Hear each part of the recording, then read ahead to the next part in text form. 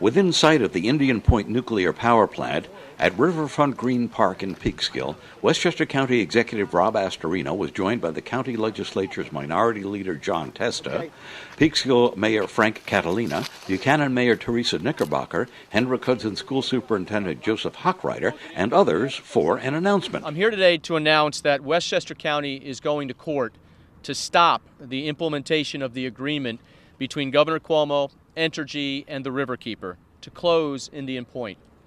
The governor's January surprise, which was reached in secret, robbed the public of its right to be part of the decision-making process on the future of Indian Point.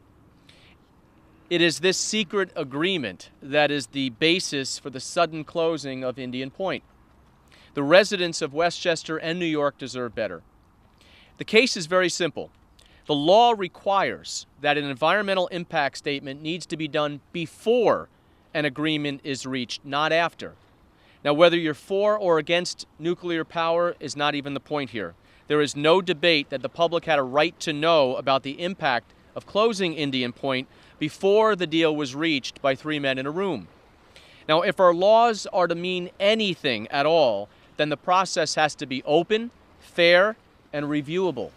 Deb Malone is Executive Director of the Hudson Valley Gateway Chamber of Commerce, representing businesses in Buchanan, Croton-on-Hudson, Cortlandt Manor, and Peekskill.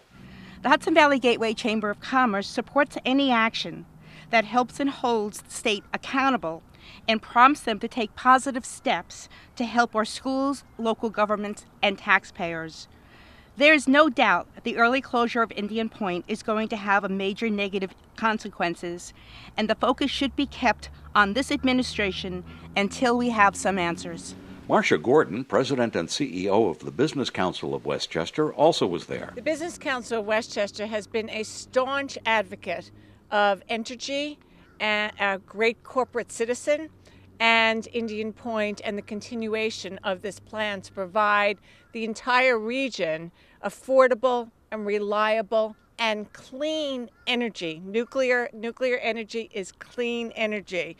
And the economic and environmental impacts of an early shutdown of Indian Point, therefore, must be thoroughly evaluated, and the state must come forward with policies and programs to mitigate the impacts on the local economy, the tax base, and electric consumers, and that includes the business community.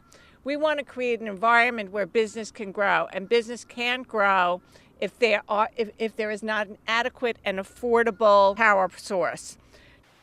Astorino noted that the legislature has to approve going ahead with the lawsuit, and I asked if he was concerned that his stand might hurt him in his race for re-election. Look, I have a job here. My job is to protect the interests of the people of Westchester County, and that's what we're doing. The governor and the state agencies, Riverkeeper and Entergy, didn't follow the law in this respect, and the law has to be upheld. And, you know, if we take something as consequential as a nuclear power plant and discard the environmental protections, discard the process, discard the law, and leave behind a wasteland, then why do we even have environmental laws? And so they're constantly making a mockery of it by doing things like this without any public input. And so the process and the law must be upheld. It doesn't matter who it is. And in this case, yes, it's the governor. Yes, it's the attorney general. Yes, it's the agencies that cut this deal and signed it without doing the proper steps.